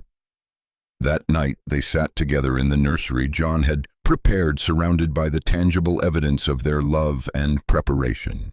The rocking chair creaked gently as Tala settled into it, her hands resting on her belly where their daughter continued her mysterious work of becoming. "I dreamed about Ayana last night," Tala said quietly. "My first daughter. She was older in the dream, maybe 5 or 6, and she was playing with a baby, our baby. She looked at me and said, 'Don't worry, Mama, I'll help you take care of her.'" John felt emotion thick in his throat. "Do you think she would approve of us of this?" "I think she would be happy that I finally found my way back to joy, that I learned to love without fear, to hope without reservation." Tala's voice was soft but steady. "I think she would love her little sister very much." The final months of pregnancy passed in a blur of preparation and anticipation. John finished the nursery and began working on a larger project, expanding the cabin itself to accommodate their growing family. He added a family room where they could spend evenings together, a larger kitchen where their daughter could help cook when she was old enough, a covered porch where she could play safely in any weather. Tala focused on the more intimate preparations, sewing tiny clothes from soft fabric she'd ordered from town, creating a collection of traditional Apache lullabies she could sing to soothe their daughter, writing letters to be opened on future birthdays that captured her hopes and dreams for the woman their baby would someday become. They also began the delicate process of reaching out to the world beyond their mountain sanctuary. John contacted his few remaining relatives, distant cousins he hadn't spoken to in years, to share the news of his impending fatherhood. The responses were cautious but warm, offering congratulations and tentative hopes for renewed connection. More significantly, Tala decided to write to her mother, a woman she hadn't contacted since her exile from the tribe. The letter took weeks to compose, each word carefully chosen to bridge years of silence and hurt. "Honored Mother," the letter began, "I write to you from a place of peace and healing, surrounded by love I never thought I would find again. I am carrying a daughter who will be born in the spring, and though I understand you may not welcome news from me, I wanted you to know that your granddaughter will grow up knowing her heritage and honoring the women who came before her. I have found a good man who sees my worth and cherishes my broken places as much as my whole ones. We are building a life based on respect and mutual healing, far from the judgment and fear that once defined my days. If you wish to know your granddaughter, we would welcome you. If not, I will understand and hold no anger in my heart. I have learned that love is not something to be earned or lost based on circumstances beyond our control. It simply is abundant and patient and enduring. Your daughter, Tala. The letter was mailed on a cold February morning, and though no response came immediately, Tala felt lighter for having sent it. Whether her mother chose to acknowledge their news or not, she had honored the connection and opened a door that could remain closed or swing wide based on choices yet to be made. As spring approached and Tala entered her final trimester, their daughter's presence became impossible to ignore. She was active, strong, constantly shifting and stretching as if testing the boundaries of her temporary home. John would fall asleep with his hand on Tala's belly, marveling at the definitive kicks and nudges that announced his daughter's vitality and eagerness to join the world. "She's going to be a force of nature," he observed one evening as a particularly vigorous kick knocked over the book Tala had been reading. "Good," Tala replied, rubbing the spot where their daughter had made her opinion known. "The world needs more women who aren't afraid to take up space and make their presence felt." In late March, as the desert began its transformation from winter brown to spring green, labor began with the same quiet certainty that had characterized Tala's entire pregnancy. There was no drama or emergency, just the gradual recognition that their daughter had decided her time had come. John drove carefully down the mountain road, his hands steady on the wheel, despite the anticipation and fear coursing through his veins. Tala breathed through contractions with the calm focus she brought to everything important, her eyes fixed on the landscape they were leaving temporarily, but would soon return to with their child. "Are you ready for this?" John asked as they reached the hospital parking lot. Tala looked at him, this man who had saved her life in more ways than one, who had loved her back to wholeness, who had given her the courage to hope for miracles again, and smiled with absolute certainty. "I've been ready for 20 years, she said. "We both have." The labor was long but uncomplicated, each hour bringing them closer to the moment when their abstract love would take human form. John never left Tala's side, offering water and encouragement and the steady presence that had become the foundation of her sense of safety.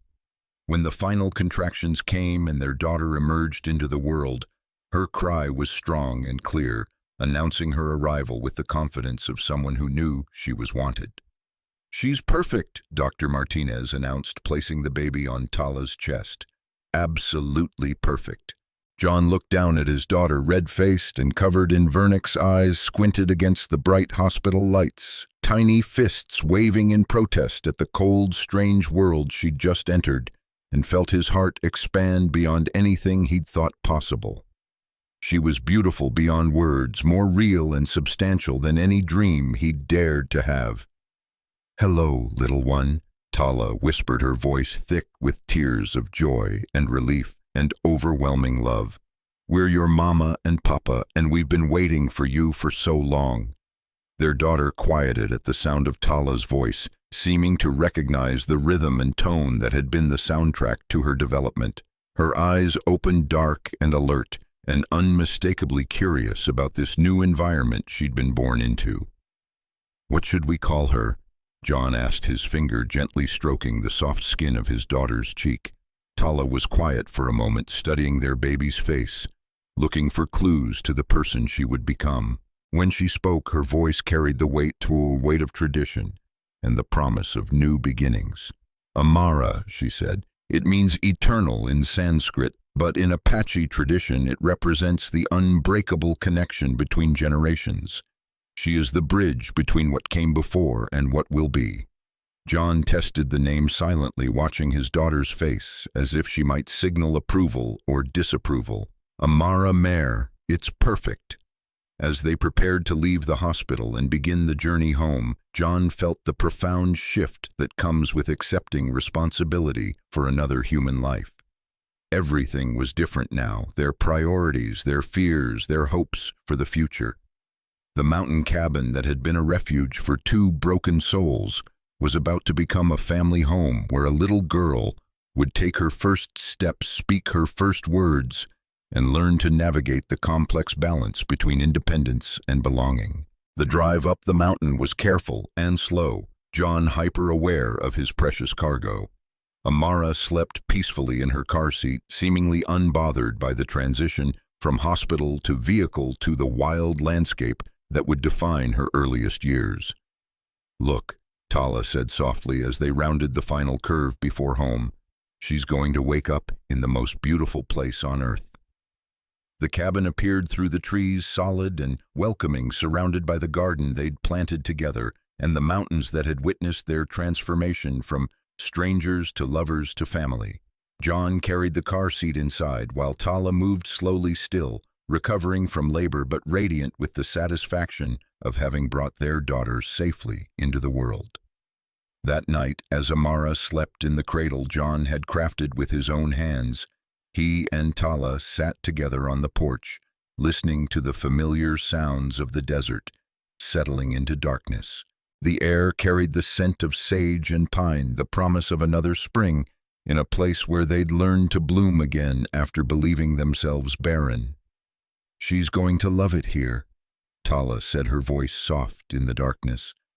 "Wide open spaces to explore, clean air, to breathe, parents who choose each other every day, and will teach her what real love looks like."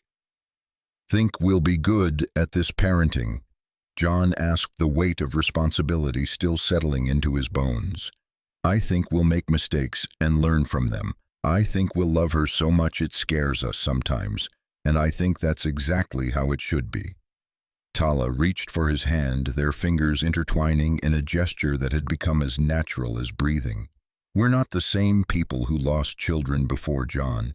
We're stronger now, wiser, more connected to what really matters. Amara is going to grow up surrounded by the kind of love that heals rather than wounds." As if summoned by their voices, a soft cry drifted from the nursery, not distress, just the tentative sound of a new person announcing her presence and needs.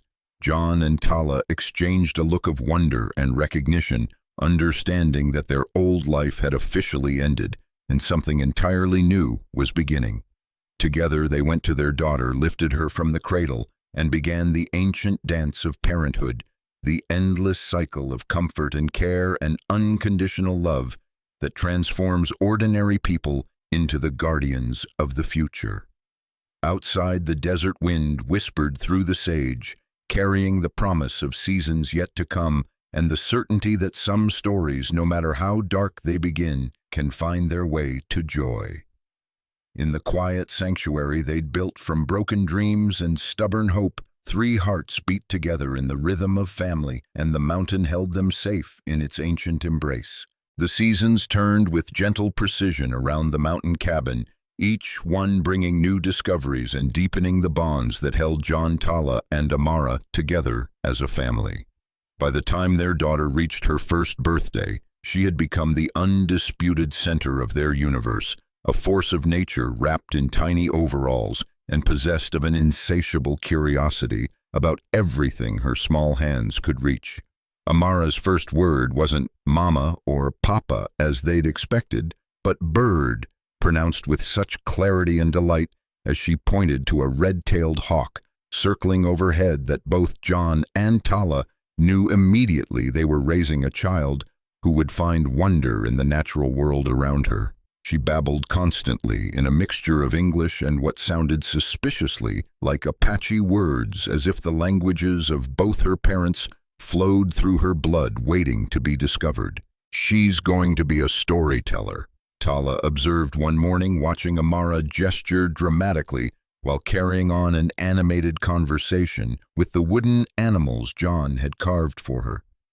"Look at those hands. She's already learning to paint pictures with words." John smiled, bouncing their daughter on his knee, while she examined a pine cone with the intense focus of a scientist.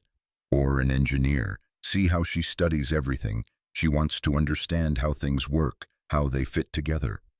Why not both? Tala asked, settling beside them on the porch swing they'd added to accommodate their growing family rituals. Stories and building tradition and innovation. She doesn't have to choose just one way of seeing the world. This philosophy had become central to how they approached raising Amara, the belief that she could embody multiple truths simultaneously, that the apparent contradictions in her heritage were actually sources of strength. She would grow up bilingual, bicultural, equally comfortable with Apache traditions and modern technology rooted in the mountain sanctuary, but prepared to navigate whatever larger world she chose to explore. The letter from Tala's mother arrived on a crisp October morning, nearly 8 months after Tala had reached across years of silence to share news of her granddaughter's existence. John found it slipped under their door, apparently delivered by someone who knew their location but preferred to remain anonymous, and brought it to Tala with hands that trembled slightly from the weight of possibility it represented. "It's from her," Tala said quietly, recognizing the careful script before she opened the envelope. "My mother." John lifted Amara from her high chair where she'd been systematically dismantling her breakfast and held her close while Tala read the letter aloud, her voice growing stronger with each word. "My daughter," the letter began. "Your words reached me like rain after a long drought, bringing life to places I thought had withered beyond repair. I have carried the weight of your exile like stones in my heart, knowing that fear and tradition conspired to rob me of my child when I should have stood between you and those who would judge what they could not understand. I have spent these months asking the spirits for guidance, seeking wisdom from the grandmothers who watch over us. And the message is always the same. Love is stronger than shame. Family is more sacred than reputation, and a mother's heart knows no boundaries that cannot be crossed by courage." Tala's voice caught, and she paused to wipe tears that held 20 years of accumulated grief and hope. "I would like to meet my granddaughter if you will allow it. I would like to look upon the face of the child who carries our blood into the future, who will learn our songs and stories from her mother's lips. I understand if you cannot forgive the years of silence, if the wounds run too deep for healing. But if there is space in your heart for an old woman's regret and desperate love, I will come to you when the desert blooms with spring. Your mother, Maria Yazi." The silence that followed was profound, heavy, with the weight of reconciliation offered after decades of separation. John watched Tala's face cycle through emotions too complex for words. Relief, anger, hope, fear, love, and something that might have been forgiveness finally finding room to breathe. "She wants to come here," Tala said finally, "to meet Amara. How do you feel about that?" Tala looked at their daughter, who had abandoned her breakfast destruction to focus on pulling John's hair with determined enthusiasm. "I feel terrified and grateful and angry that it took a grandchild to bridge the gap she could have crossed years ago." She paused, considering. "But mostly, I feel hope. For Amara's sake, if not my own. Every child deserves to know their grandparents, to understand the full story of where they come from." John shifted Amara to his other arm, noting how she immediately began exploring his shirt pocket with the methodical thoroughness she applied to all new territories. "What do you want to do?" "I want to write back. I want to tell her, yes, she can come, but on our terms. In our home where we feel safe and strong, where she can see what we've built together, how we've healed, how Amara is growing up, surrounded by love instead of judgment." The letter Tala wrote in response was shorter, but no less significant than her mother's offering. She extended an invitation for the spring visit, outlined the practical details of reaching their mountain sanctuary, and most importantly established the boundaries that would govern their reunion. This would not be a return to old patterns of authority and submission, but a meeting between equals, two women who had learned hard lessons about the cost of letting fear override love. Winter deepened around them, but the cabin felt warmer than ever, filled with the sounds of Amara's laughter and the quiet contentment that comes from knowing your family is complete. John had started a new project, building a workshop where he could teach Amara woodworking when she was older, where they could create beautiful and useful things together with their hands. Tala spent her evenings writing in the journal she'd started during pregnancy, documenting Amara's development and the daily miracles that defined their life together. "Listen to this," she said one evening, reading from her latest entry, while John worked on a rocking horse that was becoming his masterpiece. "Today, Amara figured out how to open the kitchen cabinets. I found her sitting on the floor, surrounded by pots and pans, conducting what appeared to be a very serious orchestra of cooking implements. When I asked what she was doing, she looked at me with perfect seriousness and said, 'Music, Mama, making music.' I realized then that we're not just raising a child, we're nurturing an artist, a creator, someone who sees possibility where others might see chaos." John paused in his sanding to smile at the image. "She gets that from you, the ability to find beauty in unexpected places. She gets it from both of us, your precision and my intuition, your steadiness and my flexibility. She's going to be formidable." As Amara approached her second birthday, her personality continued to emerge in ways that delighted and occasionally challenged her parents. She was fearless in her exploration of their mountain world, requiring constant vigilance to keep her from climbing trees that were too tall or investigating wildlife that was best admired from a distance. But she was also surprisingly gentle, careful with the plants in their garden, patient with the cats that had adopted their homestead, instinctively understanding that strength and tenderness could coexist. "She's going to need siblings," Tala said one morning, watching Amara share her breakfast with a chipmunk she'd befriended. "She has too much love to lavish on just the two of us." John looked up from his coffee, surprised by the casualness with which Tala had introduced such a monumental topic. "Are you saying what I think you're saying? I'm saying that my body recovered beautifully from Amara's birth, that she's proven my worst fears were unfounded, and that I can imagine nothing more wonderful than watching her become a big sister." Tala's eyes sparkled with mischief and invitation. "Unless you think one perfect child is enough for us to handle." John set down his mug and crossed to where Tala sat, pulling her into his arms with the easy affection that had become their default mode of interaction. "I think," he said against her hair, "that we should definitely practice making another baby. You know, to make sure we remember how it's done." Tala's laughter rang out across the mountain morning, joined by Amara's delighted squeals as she chased the chipmunk in circles around the porch. It was a sound of pure joy, unencumbered by fear or doubt, and it represented everything they had built together from the wreckage of their separate pasts. Spring arrived with unusual drama that year, bringing sudden warmth and an explosion of wildflowers that painted the desert in impossible colors. Tala's mother came with the season, appearing at their door on a warm April morning like a figure from a half-remembered dream. She was smaller than Tala had remembered, more fragile, but her eyes held the same fierce intelligence that had shaped Tala's childhood.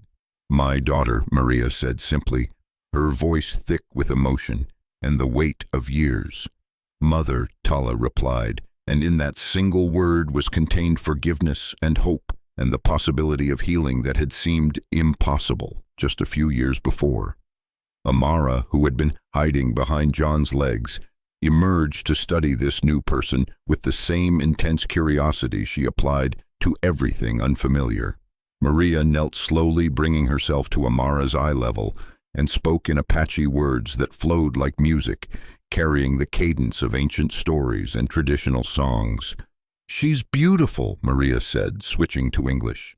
"She has your eyes, but also something else, something bright and fearless that reminds me of my grandmother. Would you like to hold her?" Tala asked, her voice carefully neutral. Maria's face crumpled with gratitude and wonder as Amara walked confidently into her arms, apparently deciding that anyone who spoke such interesting words was worth investigating further.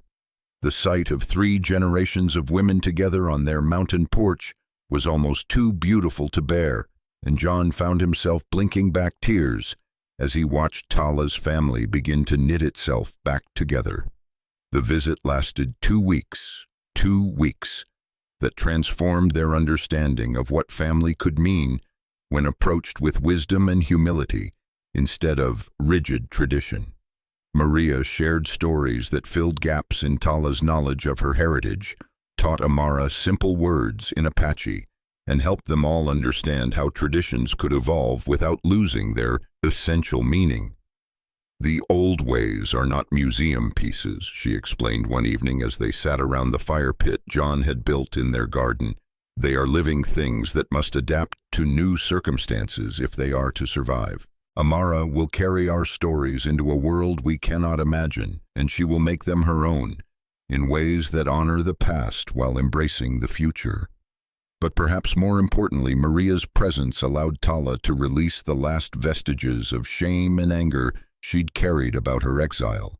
Seeing her mother play with Amara, hearing her speak with pride about the life Tala had built, understanding finally that love had never been withdrawn, only silenced by fear, and tradition completed a healing process that had begun the night Tala knocked on John's door. "I was wrong," Maria said on the morning of her departure, "not just about casting you out, but about thinking there was only one way to be Apache, only one way to honor our heritage. You have shown me that love is the highest tradition, that family is bigger than tribal politics, that a woman's worth is not measured by her ability to conform, but by her courage to be authentic." After Maria left, the cabin felt different, not empty, but expanded, as if their understanding of home had grown to encompass not just their mountain sanctuary, but the larger web of relationships that connected them to past and future generations. Tala began teaching Amara more Apache words, singing traditional lullabies, sharing stories that her mother had shared during their time together. "She needs to know all of it," Tala explained to John. "The beautiful traditions and the painful history, the reasons for pride and the lessons learned from mistakes. Only then can she choose how to carry our heritage forward." By summer, Tala's suspicions about another pregnancy were confirmed, and this time the news felt like a natural progression rather than a miraculous surprise. Their family was meant to expand their love, designed to multiply rather than simply deepen.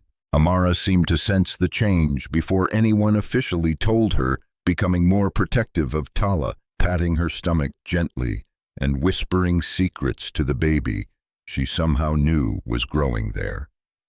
"Baby," she announced with authority one morning, pointing to Tala's still flat belly. "Baby coming." "How does she know?" John asked, marveling at his daughter's intuition. "Children know things," Tala said simply.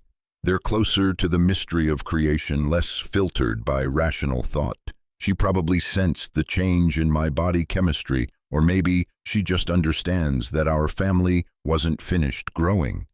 This pregnancy felt different from Amara's, in ways that went beyond Tala's increased confidence in her body's ability to sustain life. There was less fear, more joy, a sense that they were adding to abundance rather than trying to fill a void. John built a second crib, expanded the nursery, and began planning modifications to the cabin that would accommodate a family of 4. But it was the small moments that defined this chapter of their lives. Amara helping to plant vegetables in their expanded garden, her chubby hands carefully patting soil around seedlings while chattering about the baby seeds growing in Mama's tummy. The way she would fall asleep between John and Tala, one small hand resting on her mother's growing belly, as if standing guard over her future sibling. The evening ritual of John reading aloud while Tala worked on tiny sweaters and Amara built elaborate structures with her wooden blocks.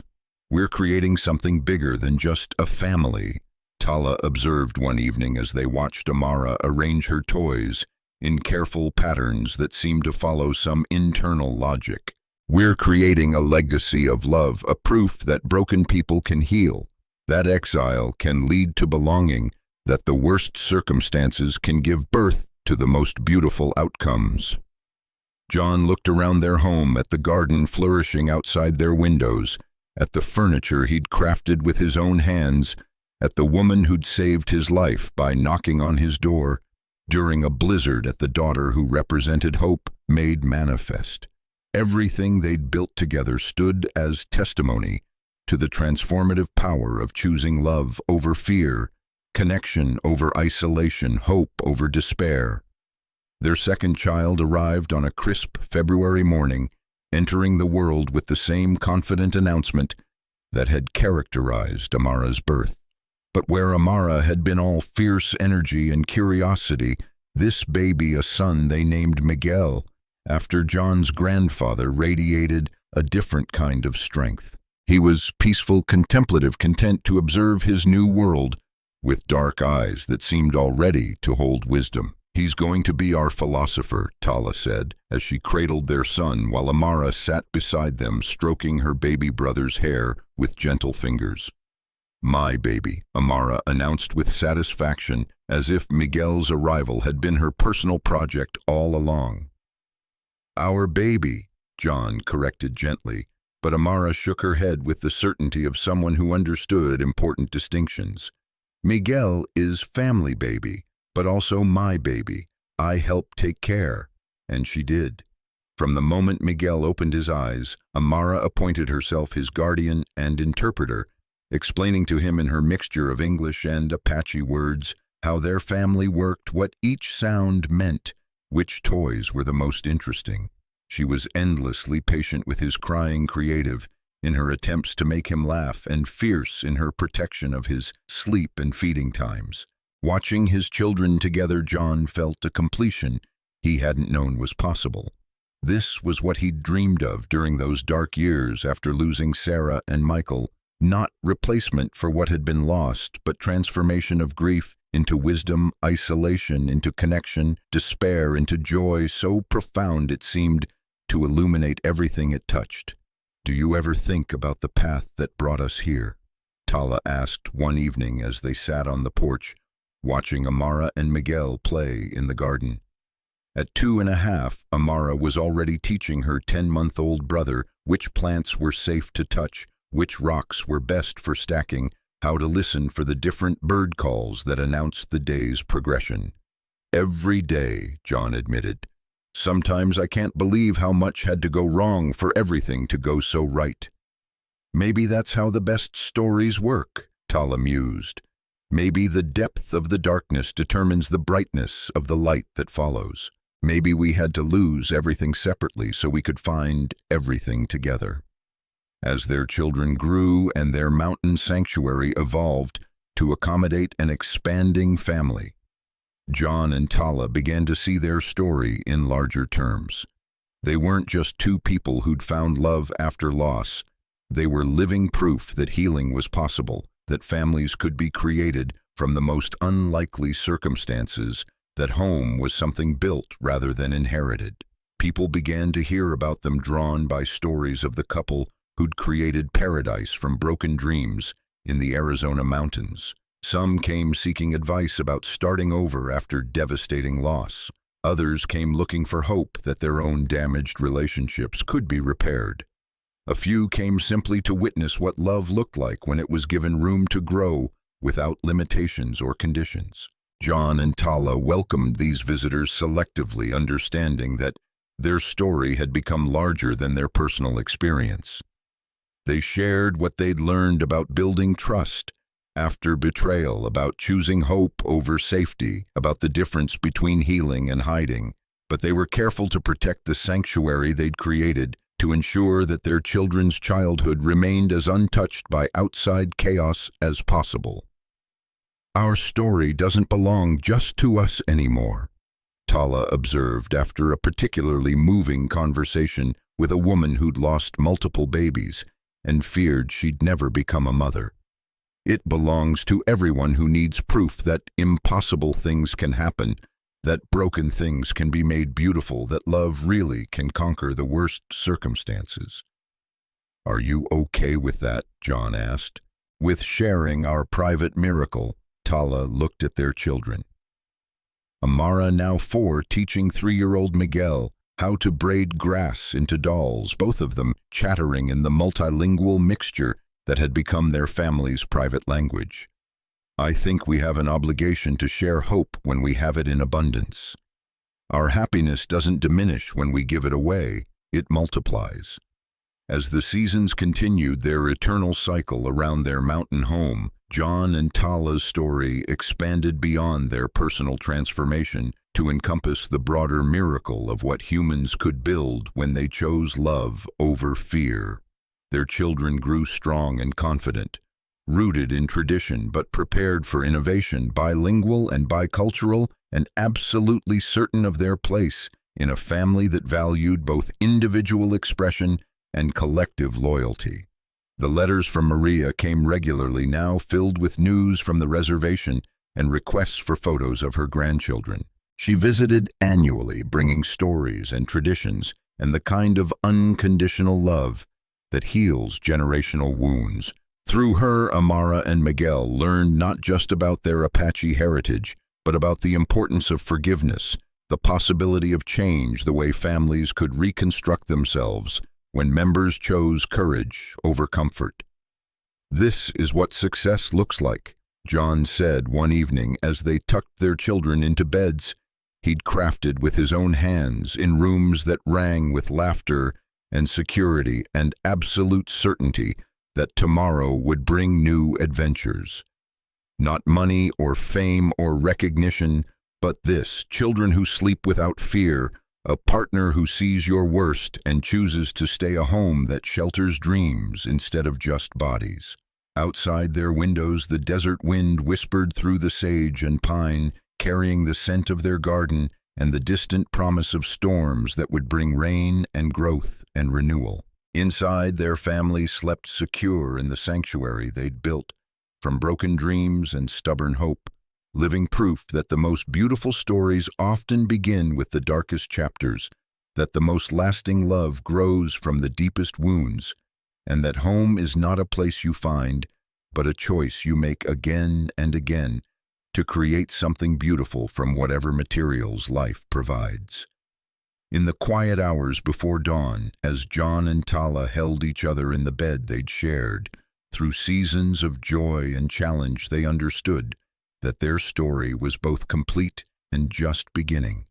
Their children would carry forward the lessons they'd learned about resilience and love, would create their own stories of transformation and hope, would prove again and again that the human capacity for healing is limitless when met with courage and community, and the absolute certainty that every person deserves love without conditions. The mountain held them all in its ancient embrace, guardian of a love story that had transformed two broken souls into builders of miracles, proof eternal that the best gifts often come disguised as disasters, and that opening your door to a stranger in a storm might just save your life in ways you never imagined possible.